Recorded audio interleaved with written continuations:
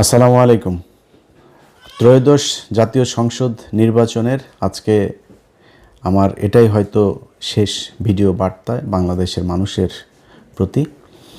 এই ভিডিওতে যে কথাগুলো বলবো এই কথাগুলো শোনার পরে যদি আপনার সিদ্ধান্ত নিতে ভুল হয় বা সিদ্ধান্ত নিতে আপনি এর পরেও সমস্যা হয়, তাহলে বুঝতে হবে এটা আপনার সমস্যা, আমার সমস্যা না। আমি খুব ঠান্ডা মাথায়, খুব সহনশীল এবং একদম কোনো পক্ষপাত তুষ্ট না হয়ে কিছু কথা বলবো। কথাগুলো বিএনপি, আওয়ামী লীগ, জামাত, হিন্দু, মুসলমান সবার কাছে অনুরোধ থাকলো শোনার। দেখেন, আমাদের দেশের যে রাজনীতি, আজকে আওয়ামী লীগকে দিয়ে শুরু করি। আওয়ামী লীগরে বোঝায় লাভ নাই, তারপরও কিছু মানুষ তো আছে এই আওয়ামী লীগ করে যারা কিনা মানে দেশের জন্য মনে করে যে অনেক মানুষ আছে তারা ইন্ডিয়াকে অপছন্দ করে। জামাত, আওয়ামী লীগের অনেক কিছু আছে যেগুলো তারা পছন্দ করে না। ইভেন এই দেলোয়ার হোসেন সাঈদীর ঘটনায় অনেক ছাত্রলীগের রানিং সভাপতি পদ ছেড়ে দল থেকে চলে গিয়েছে। ইসলামের প্রতি তাদের প্রচণ্ড ভালোবাসা আছে, মুসলমানদের প্রতি ভালোবাসা আছে, তারা ভারতকে ঘৃণা করে। আমাদের সাথে তাদের সমস্যা নাই তো। আমি ভিডিওতে বলছি, আমি টঙ্গী কলেজের ছাত্রলীগের সভাপতি কাজী মঞ্জু, টঙ্গী পৌরসভার ছাত্রলীগের সভাপতি কানন। জিজ্ঞেস করেন, খোঁজ নিয়েন, আমার সবচেয়ে ঘনিষ্ঠ মানুষ ছিল তারা টঙ্গীতে, সবচেয়ে ঘনিষ্ঠ মানুষ। এখনও যদি নাকি আমি জানি না যে এরা কোথায়, কে কোথায় আছে, যদি তাদের দরকার হয়, আমি আমার বাসায় যদি রাখার জন্য, তাদের নিরাপত্তার জন্য যদি দরকার হয়, আমি আমার বাসা ছেড়ে দেব। আমি যেইভাবে থাকছে, মানে সম্পর্কটা এইরকম। কারণ আমি দেশ থেকে যখন এসছি তখন পর্যন্ত এই দেশের রাজনীতিটা এই পর্যায়ে পৌঁছায় নাই। শিবির করলেই কাউকে গলা কেটে মানে ক্রস ফায়ার দিয়ে মেরে ফেলতে হবে, এই অবস্থায় হয় নাই। ভারতের মোদির জন্য আমার দেশের মুসলমানদেরকে গুলি করে মারতে হবে, এই অবস্থা তখনও শুরু হয় নাই। তো যারা 5 তারিখ পর্যন্ত, আগস্টের 5 তারিখ পর্যন্ত, আগের দিন পর্যন্ত যারা আওয়ামী লীগ ছেড়ে আসেন নাই, তাদের প্রতি এই হৃদয়ের সম্পূর্ণ শক্তি দিয়ে ঘৃণা জানায় রাখলাম। বাট যেটা বললাম আর কি, যে আওয়ামী লীগের সাথে তো আমাদেরও সম্পর্ক ছিল, তাদের অনেক মানুষ আছে ভারত বিরোধী, তাদের প্রতি আমাদের কোনো ঘৃণা নাই। কিন্তু ভাই, একটা জিনিস বলি, আজকে এই আদালতের বারান্দায় আপনারা আটক হচ্ছেন, মাঝে মধ্যে দেখি চোরাগুপ্তা মিছিল করছেন, তারপরে মাঝখানে আবার একটু ভাঙচুরও শুরু করেছিলেন। এখনও বিভিন্ন জায়গায় আপনারা নানান শেপে, নানান পরিচয়ে আপনারা রাস্তায় নামতে চান, বিদেশে আপনাদের যারা আছে তাদের কথাবার্তা শুনে। শুধু খুব ছোট্ট একটা বিষয় বলি, এই যে 5 তারিখে শেখ হাসিনা পালিয়েছে না, তার চাইতে আরও 15-20 দিন আগে থেকে এই আলোচনা চলছিল তাকে চলে যেতে হবে। আমি ভিডিও করেছিলাম 21 বা 22 তারিখে যে শেখ হাসিনা পালিয়েছে। ওই সময় থেকেই কিন্তু আলোচনা হচ্ছিল যে শেখ হাসিনা, ওই সময় বলা হয়েছিল যে আপনাকে এখন আপাতত ইন্ডিয়াতে যান, এরপরে আপনি আবার ফের পরিস্থিতি ঠান্ডা করে আপনি আসবেন। আমরা জানি না শেখ হাসিনা ওই 3 দিন কই ছিল। অনেকে বলে আগরতলাতে ছিল, কেউ বলে কলকাতায় ছিল, কেউ বলে দেশে ছিল। আমি 100% কনফার্ম হইতে পারিনি। তো শেখ হাসিনা দেশে এসেই বলল যে শেখের বেটি পালায় না। এরপরে কিন্তু ঠিকই পলাইলো। আপনি পিছনেরটা বাদ দেন, 5 তারিখে পলানোর এটা তো আমরা সবাই এখন জানছি যে এটা 2 তারিখ 3 তারিখ থেকেই এই আলোচনা, 3 বাহিনীর প্রধান দফায় দফায় আলোচনা চলছে, হাসিনা চলে যাবে। যেদিন চলে গেলেন তারও তো 3 ঘন্টা 5 ঘন্টা আগেও তো আপনার 5 তারিখে গিয়েছে, 3 তারিখে সে এই তাপসের সাথে ফোন রেকর্ড ফাঁস হয়েছে, দেখেছেন না? সেখানে সে বলছে সে চলে যাওয়ার কথা। আপনি আওয়ামী লীগ করেন না? আপনি এখনও আদালতের বারান্দায় গিয়ে জয় বাংলা শরীর গরম করা স্লোগান দেন না? এখনও রাস্তায় নামেন না? আপনার জন্য শেখ হাসিনার খারাপ লাগার কথা না?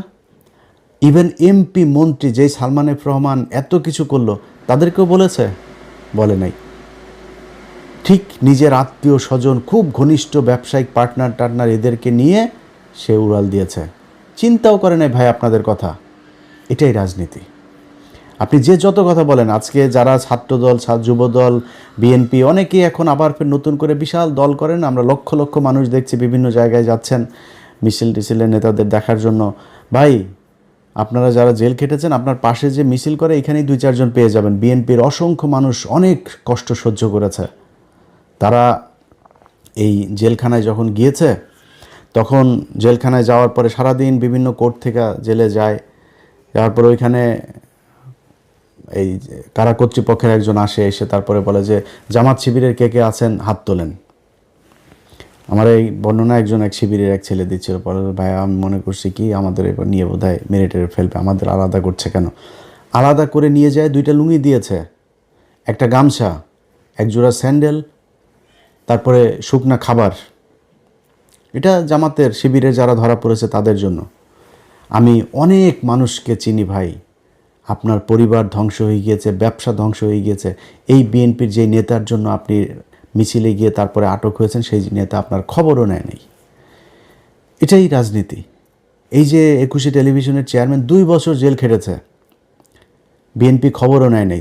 কনক সারোয়ার 9 মাস জেল খেটেছে, কনক সারোয়ারের বোন জেল খেটেছে। আমরা সেই একই ঘটনায় আমরা পালিয়েছি তারেক রহমানের বক্তব্য চালানোর জন্য। বিএনপি আমাদের খোঁজ নেয় নেই, টাকা পয়সা তো পরের কথা, খোঁজও নেয় নেই। আজকে ইলিয়াস হোসেন আজকে জায়গায় এখানে এসে বসলাম, অনেক মানুষ বলেছেন না আমাদেরকে বিএনপি টাকা দেয়, তারেক রহমান টাকা দেয় বলেছেন না, আজকে এই জায়গায় এসে বললাম চারানা পয়সার কোনো দিন যদি নাকি বলতে পারে যে জামাত ইসলাম বা বিএনপি থেকে আমাদের কোনো দিন দিয়েছে, বলেন ওইটা ফাঁস করতে। ধরেন জামাত, তো এখন তো আমি জামাতের পক্ষে বলতে, জামাত বলবে না মনে করেন, বিএনপিরে বলেন একটা ফাঁস করতে যে আমার একটা টাকা দিয়েছে।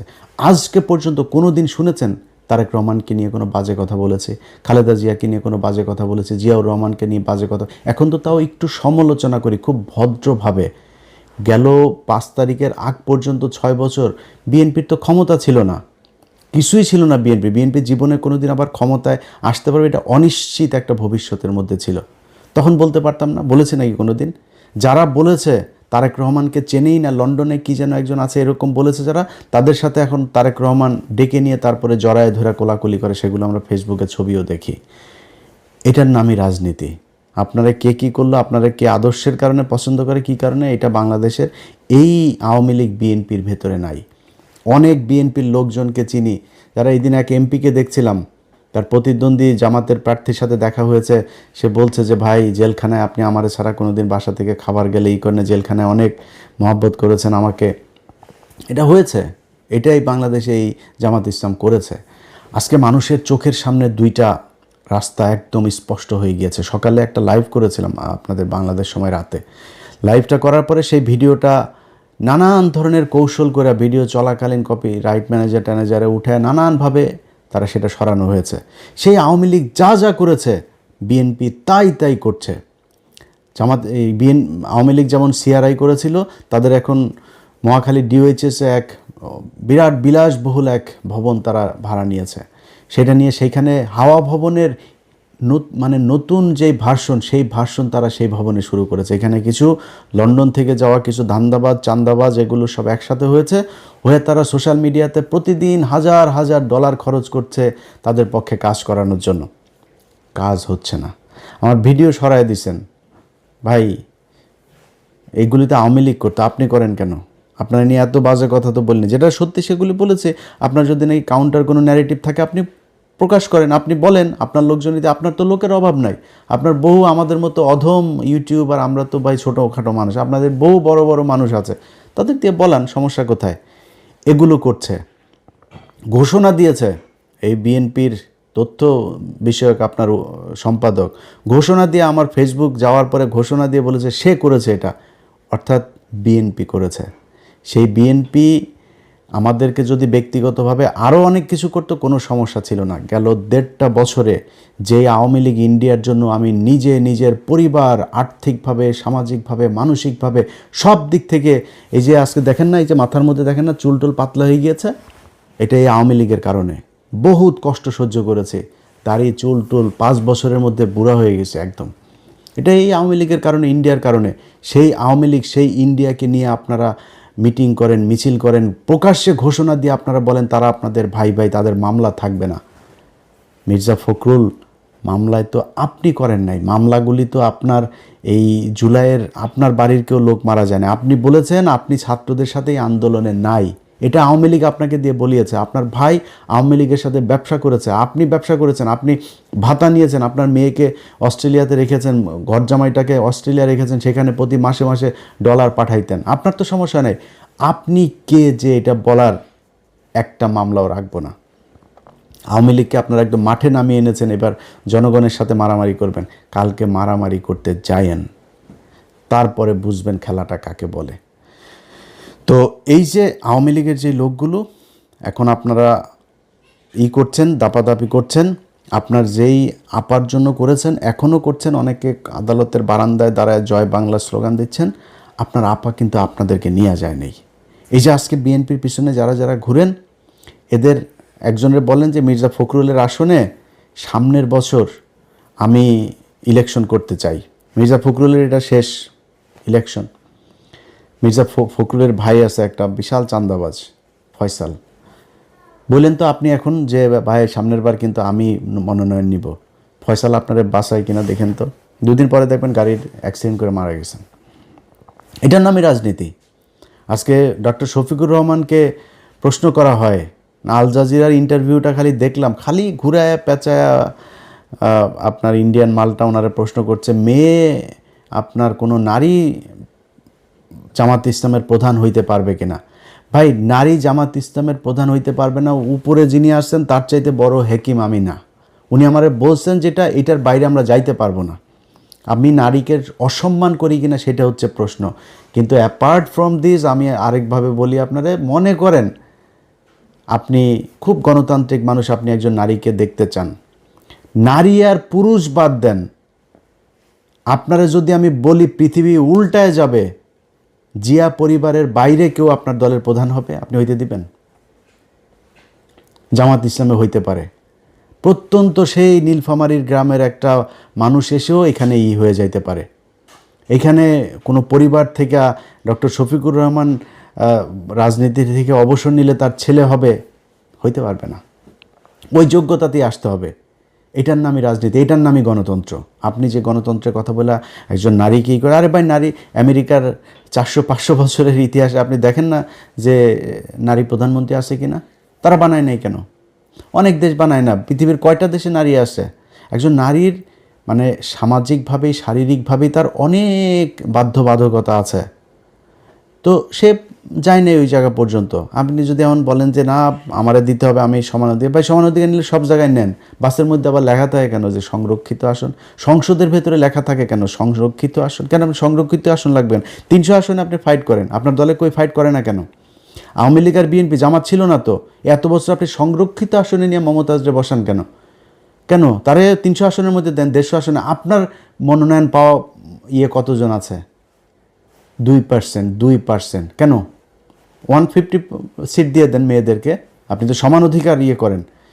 জামাত ইসলামকে চেপে ধরেছে। সো ভাই, জামাত ইসলাম যোগ্য থাকলে যে কোনো কাউকে দিবে, কিন্তু জিয়া পরিবার আর শেখ পরিবারের বাইরে আপনি আওয়ামী লীগ আর বিএনপির দলীয় প্রধান হইতে পারবেন না। এইটার কোনো গণতন্ত্রতন্ত্র কিচ্ছু নাই, উনিই হবেন।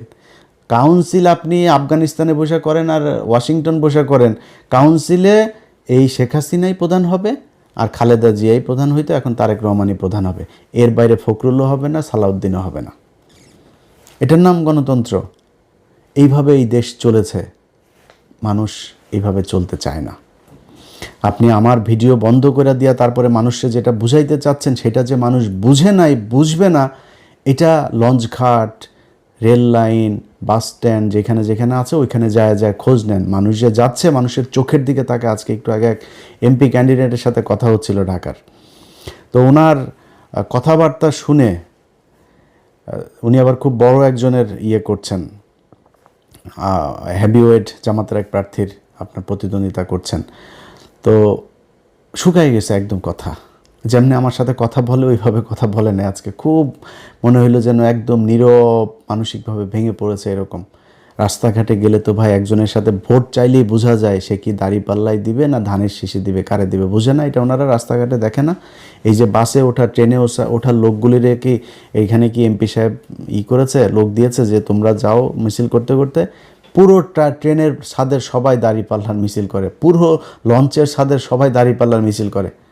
আপনার লোক নাই? কই আপনার লোক নাই, তাই আপনার কেউ মিছিল করারও লোক নাই। এটাই হচ্ছে রাজনীতি। এই মানুষ এটা বুঝতে শিখেছে যে এই দেশে এই রাজনৈতিক দলগুলো 54 বছর শুধু আমাদেরকে চুষে খেয়েছে, এদেরকে দিয়ে আমার এই দেশের কোনো উন্নতি হবে না। যারা এখনও বুঝতে পারে নাই তাদেরকে একটু কথা বলি, ভাই আপনাদের এই যে আজকে যেই অবস্থায় এসে আমি সরাসরি দাঁড়িপাল্লার পক্ষে ভোট চাচ্ছি, এটার জন্য অনেক নিজের সাথে নিজে অনেক দিন ধরে যুদ্ধ করছে যে কি করা উচিত।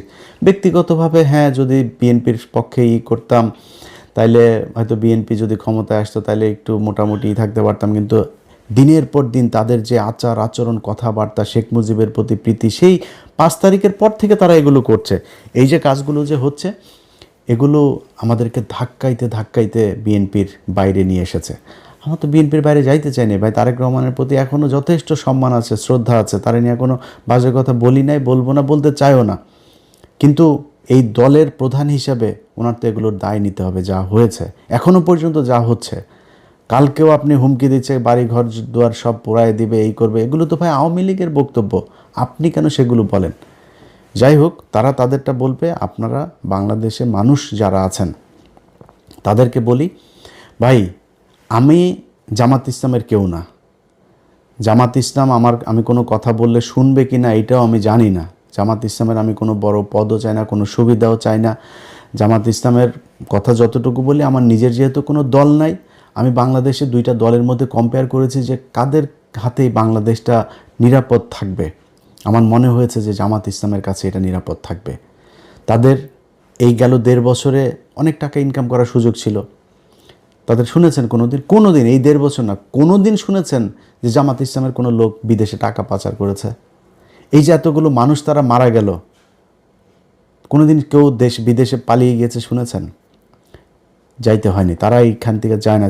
এই ইমানের শক্তি তাদের আছে। আপনার এলাকায়, আপনি আপনার বাড়ির পাশে আপনি করেন ভাই, কালকে সারা রাত অন্তত কয়েক হাজার কোটি টাকার লেনদেন হয়েছে। এই টাকা পয়সা নিয়ে যদি মনে করেন আপনি যে টাকা দিয়েছে ইমান দেখাবেন, আরে ভাই আপনি তো 2 নাম্বারই করেছেন, টাকা নিয়েই 2 নাম্বারই করলে আরেকটু 2 নাম্বারই করেন। ওর এই কথাটা শুনে না, যে কথা দিয়েছেন এই কথাটা রাখেন না। দেশের জন্য, আপনার ভবিষ্যতের জন্য এই 500 আর 1000 টাকার জন্য নিজেরা বিক্রি করেন না। ভোটটা যেখানে আপনার প্রতিবেশী যে মানুষগুলো আছে, রাজনীতিবিদ যারা আছে 2টা দলের মধ্যে, তাদের চরিত্র দেখেন, তারা কে কীরকম, কী করতে চায়, কি হয়েছে 54 বছরে তারা কি করেছে, এগুলোর দিকে একটু হিসাব করেন, করলে উত্তর পেয়ে যাবেন আপনি ভোট কাকে দিবেন। আমি আমার জায়গা থেকে আপনারে শুধু এতটুকু এনশিওর করি ভাই, আগেই যেটা বললাম যে আমি জামাত ইসলামের কিছু না, জামাত ইসলামের লোক আমার কথা শুনবে কিনা আমি জানিও না, বাট একটু ঝুঁকি নিয়ে, একটু দাবি নিয়ে কিছু কথা বলি। আমি বিশ্বাস করি জামাতকে অন্তত এই কথাগুলো বললে শুনবে। আপনার যেই মানুষগুলি আজকে এই যে প্রবাসে থাকেন না, এই মানুষগুলির জন্য এই 54 বছরে এই দেশের রাজনীতিবিদরা কিচ্ছু করে নেই। আপনাদেরকে শুধু পাঠিয়েছে, গাধার মতো আপনারা খেটেছেন, আপনারা টাকা পাঠিয়েছেন, সেই ডলার আবার ওরা বাংলাদেশ থেকে বিদেশে পাঠিয়েছে। এইভাবেই চলেছে। আমার ডলার রিজার্ভ কেন 34,000 কোটি টাকা থাকবে ভাই? 34 বিলিয়ন ডলার কেন থাকবে? আমার প্রতি সপ্তাহে আসে এরকম 1 বিলিয়ন ডলার, মাসে এমন মাস আসে 2 বিলিয়ন 3 বিলিয়ন ডলার পর্যন্ত আমার রেমিটেন্স আসে। তাহলে আমার রিজার্ভ কেন হবে 34 বিলিয়ন ডলার? আমি এত রিজার্ভ, এত ডলার আমি দেশে পাঠাচ্ছি, সেই টাকা কোথায় যায়? এই টাকা আপনি কষ্ট করে পাঠান, আর এই রাজনীতিবিদরা আপনার এই দেশ থেকে করে। বিনিময়ে কি হয়? আপনি যখন যাবেন, যাওয়ার কথা শুনলে দালালের ধরার পরে পাসপোর্ট অফিসে গিয়ে আরেক দালালের পরে, এরপরে আপনি যখন যাবেন বিদেশে, ওইখানে গিয়ে আরেক দালালের হাতে পড়বেন।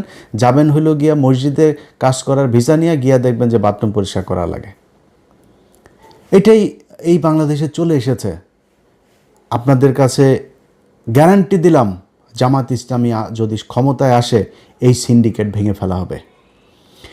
আজকে সামনে রোজা, আপনি জানেন গভীর সমুদ্র বন্দরে আপনার এই যে জাহাজ এখনো ভেসে বেড়াচ্ছে, সেগুলো আপনার খালাস করে না, কৃত্রিমভাবে সেগুলোকে আটকে রাখা হয়েছে। মালের দাম বাড়বে, বাজারে সংকট তৈরি হবে, তারপরে সেগুলো নিয়ে আসবে। অল্প কয়টা প্রতিষ্ঠানের হাতে এই সুযোগ দিয়ে রাখা হয়েছে। ইউনূস সরকার আসার পরেও এই সিন্ডিকেট ভাঙে নাই।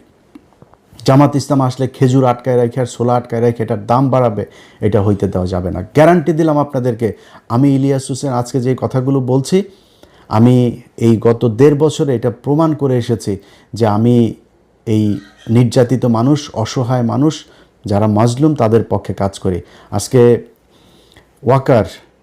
ওয়াকার একজন সেনাপ্রধান ভাই, আমি তার কাছে চুনোপুটি একটা, তার সাথে সে আমার একটা ফোন করা মানে আমার জন্য বিশাল ব্যাপার। বিশাল বড় জায়গায় আমি যাই বসতে পারি, বিশাল সুবিধা নিতে পারি ওয়াকারের সাথে সম্পর্ক ভালো রেখে। ভাই প্রপোজাল পেয়েও রাখি নাই, কি বলেছি যে আলেমদেরকে ছাড়তে হবে, ডিজিএফআই জেলখানায় যেই তাদের ক্লিয়ারেন্সের কথা বলে এদেরকে আটকে রাখে এটা করা যাবে না, বিডিআরের লোকজনরে ছাড়তে হবে। এটার জন্য তাদের সাথে আমার সম্পর্ক এসে ভাই আমার মতো একটা মানে খুবই মানে কি বলবো যে মানে দুর্বল একজন মানুষ, আমি তো পাওয়ারফুল না ভাই, আমার ফ্যামিলি ব্যাকগ্রাউন্ডে বিশাল পাওয়ারফুল কেউ নাই, আমার মতো একজন মানুষ, আমি তার এটাতে বিক্রি হই নাই, তার এখানে যায় আমি কিছু চাই নাই নিজের জন্য। জামাত ইসলামী যদি ক্ষমতায় আসে আপনাদেরকে কথা দিলাম নিজের জন্য কিছু করব না। এই দেশের যে প্রবাসীরা ভারত থেকে সৌদিতে যেতে যেই কয় টাকা লাগে বাংলাদেশ থেকে ওই কয় টাকা লাগতে হবে।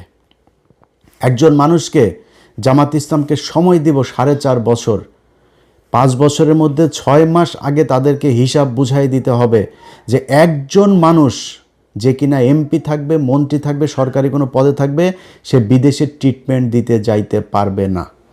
যদি ট্রিটমেন্ট নিতে যাইতে হয় তাহলে প্রত্যন্ত একটা গ্রামের অসহায় যার চিকিৎসা নেওয়ার 1 টাকাও নাই, আপনি যেই রোগের জন্য মনে করেন বাংলাদেশে চিকিৎসা নাই, সেই চিকিৎসায় যদি আপনাকে বিদেশ যাইতে হয় তাহলে এই রোগ তো আপনার একার হয় না, গ্রামের একটা প্রত্যন্ত গ্রামের মানুষেরও এই রোগ হয়, তাহলে তাকে আপনার নিয়ে যাইতে হবে বিদেশে, এটা সরকারি খরচে এই ট্রিটমেন্ট তাকে দিতে হবে।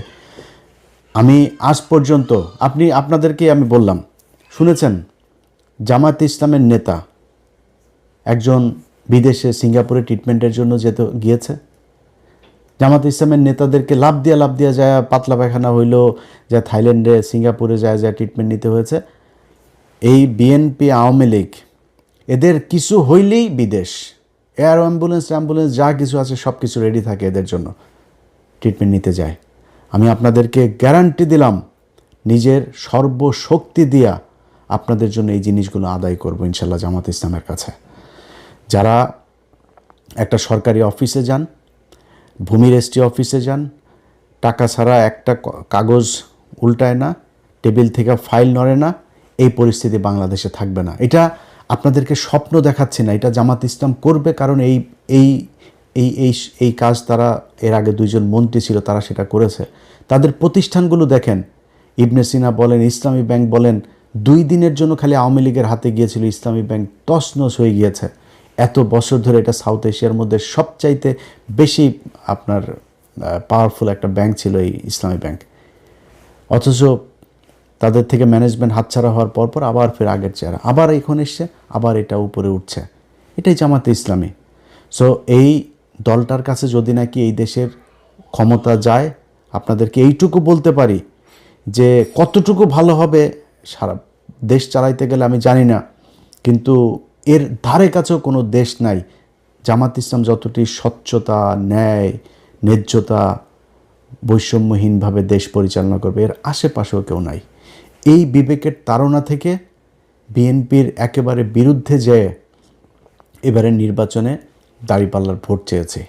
আপনার নিজের প্রয়োজনে, আপনার দেশের প্রতি যে দায়িত্ববোধ, ভালোবাসা, আপনার নিজের পাওয়ার জন্য, আপনি যেই বাজারে দোকান আছে আপনাকে চাঁদা দিতে হয় না, আপনি রাস্তায় একটা বাস চলে আপনাকে চাঁদা দিতে হয় না, একটা লেগুনা চালান, টেম্পো চালান, সিএনজি চালান, চাঁদা দিতে হয় না, ফুটপাতে একটা দোকান আছে, দিন শেষে 300-500 টাকা ইটি করে তারপরে সারাদিন ধুলা বালু এগুলোতে দাঁড়ায় থেকে করেন, সেইখান থেকেও 100 টাকা দিয়ে দিতে হয়।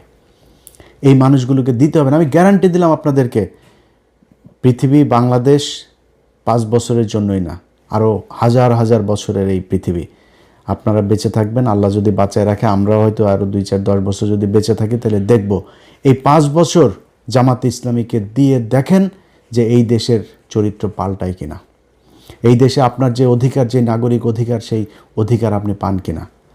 যারা নির্বাচনে দায়িত্ব পালন করছেন তাদের ভেতরে অনেক, বিশেষ করে ওসিদের ভেতরে, ইন্সপেক্টর, পুলিশের ঊর্ধ্বতন অনেক অফিসার আছে, সৎ মানুষ, অনেক অফিসার। বিশেষ করে আমার এই দিন একজন, আমি গত একটা প্রোগ্রামে বলেছিলাম যে পুলিশ মানেই ঘুষখোর, এটা বলার পরে আমার এক এসপি ফোন করেছিল, বলে যে ভাই আপনি আজকে যে কথাগুলো বলেছেন চমৎকার কথা বলেছেন, শুধু একটা কথা ভাই খুব আপত্তিকর, যে পুলিশ মানেই ঘুষখোর। তা বললাম তাহলে কি, পুলিশ কি? বলছে ভাই আপনি কি জানেন যে পুলিশের কত পুলিশ সদস্য যে অনেস্ট? তা বললাম ভাই কোথায় অনেস্ট? প্রতিটা থানার মধ্যে এসআই, কনস্টেবল, ওসি সবই তো ভাই ঘুষ খায়। আমার যদি এটারে ক্যাটাগরিক্যালি আপনি বলতে বলেন 99.9% তারা ঘুষ খায়। কয় ভাই এটাই তো পুলিশ না, পুলিশের হেডকোয়ার্টারে পুলিশ, পুলিশের এসবিতে পুলিশ, আর্ম পুলিশে পুলিশ, সিআইডিতে পুলিশ, এরা তো ভাই ঘুষ খায় না সবাই। এখন কথা হইলো যে আমি যাদেরকে মাঠে পাই, আমি তো থানার পুলিশকেই মাঠে পাই, আমার পাসপোর্ট আনতে যাই তাকে আমি মাঠে পাই। এই মানুষগুলো যখন ঘুষ খায় তখন আমার কাছে মনে হয় সবাই ঘুষ খায়। তো আজকে একটু নমনীয়ভাবে বলি, মনে করেন পুলিশ ঘুষ খাইতে চায় না, ভাই অনেক পুলিশ, ডিসি, এসপি, আমলা অনেকে খুব আতঙ্কে আছে।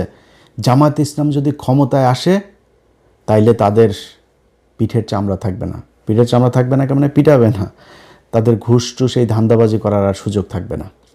এখন এই কারণে তারা চায় না যে জামাত ইসলাম ক্ষমতায় আসুক।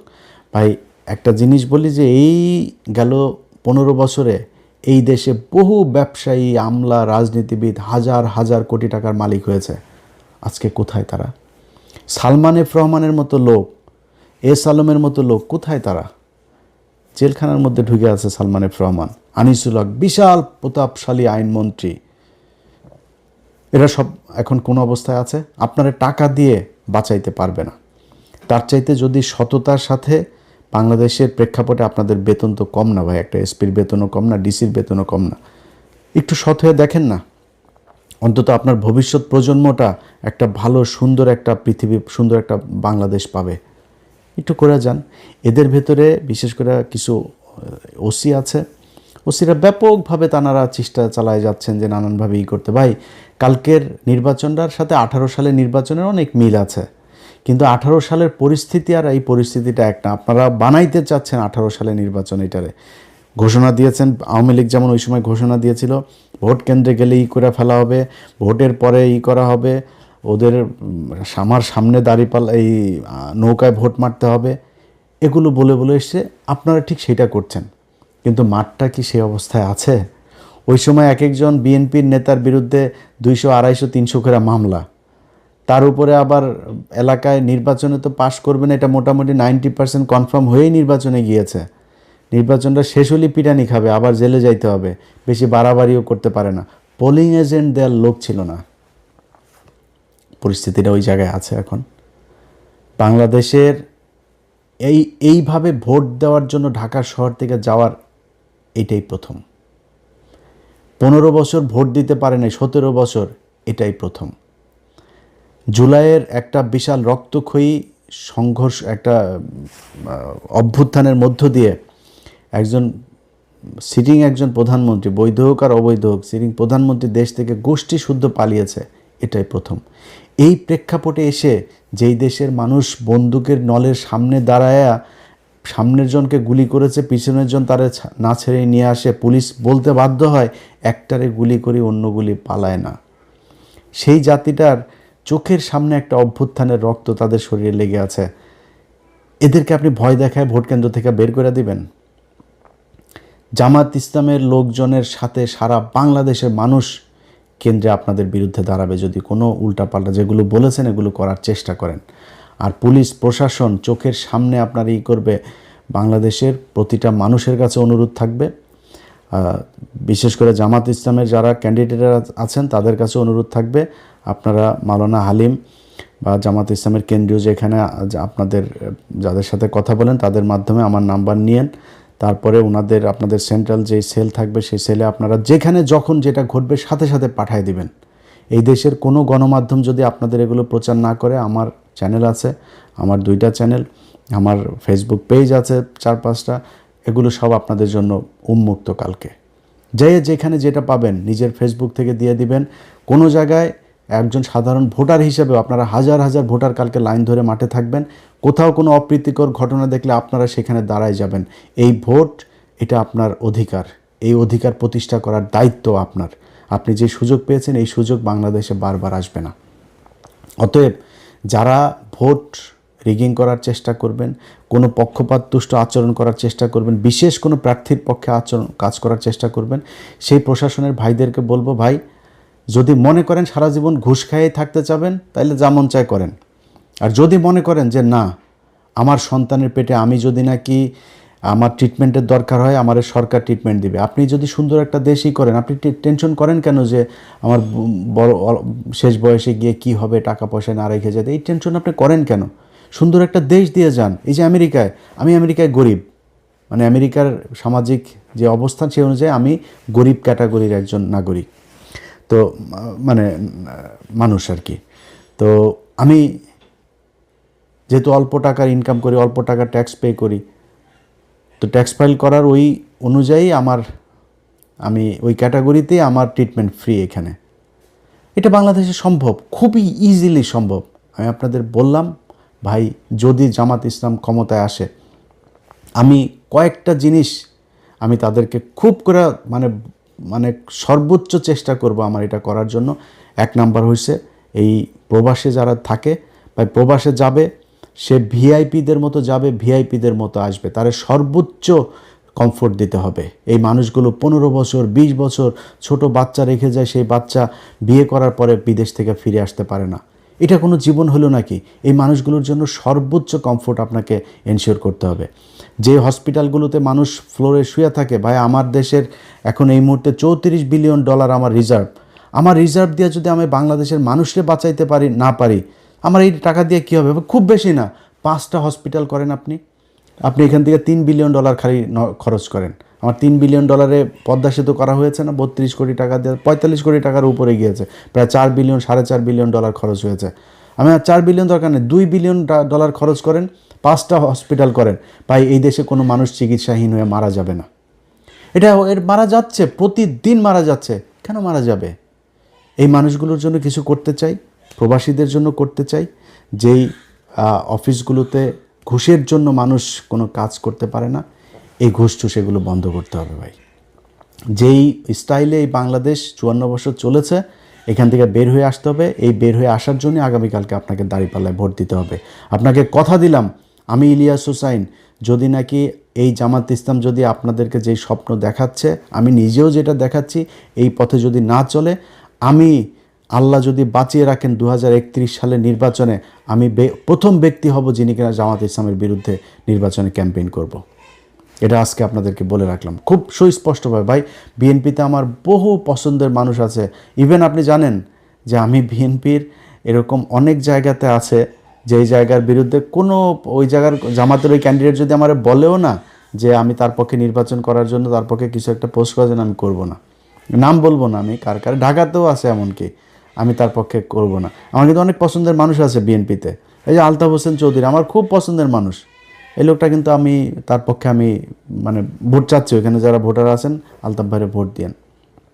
এরকম অনেকগুলো জায়গা আছে, অন্তত 8-10টা জায়গা আছে আমার খুব খুব কাছের মানুষ বিএনপি নির্বাচন করছে। আপনারা আমার শত্রু না। সব শেষ যেই কথাটা বলে শেষ করতে চাই, বিএনপির ভাইরা হারের জন্য প্রস্তুতি নেন। জিতলে কি করবেন? ভাঙিয়ে ফেলবেন, উল্টায় ফেলবেন, ছিঁড়া ফেলবেন, ওগুলি আপাতত একটু পকেটে রাখেন, রেখে হারের জন্য প্রস্তুতি নেন। আগামীকালকে রাতে যখন 200-250 বের হবে, আপনার ফলাফল বের হবে, এরপরে দেশে যদি কোনো ক্যাওস তৈরি করতে চান, সেখানে তৃতীয় পক্ষ সুযোগ নেবে।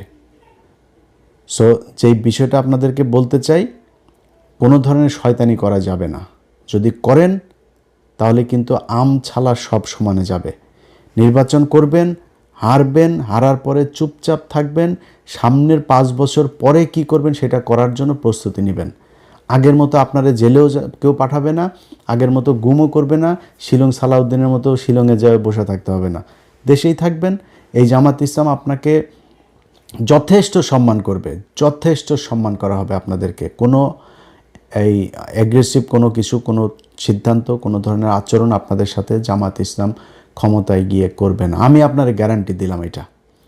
সো নির্বাচন সাধারণ মানুষ যাকে সমর্থন দেয়, যার প্রতি তাদের ভোট দেয়, সে বাংলাদেশে নির্বাচিত হবে। তারা দল গঠন করবে, সরকার গঠন করবে, তারা দেশ পরিচালনা করবে, বাকিটা বিরোধী দল হিসাবে থাকবে। আপনারা যে এই মুহূর্তে 2025-26 সালে যে আপনারা নির্বাচন করছেন, এটা করার কথা ছিল, আপনারা ছেড়েই দিয়েছিলেন। 24-এ হয়েছে, আবার 29-এ হবে, আওয়ামী লীগই আসবে। আজকে নির্বাচন করতে পেরেছেন, এইটাই বিশাল ব্যাপার। জেলখানা থেকে বাবর ভাইয়ের বের হওয়ার কথা ছিল না, বের হয়েছেন।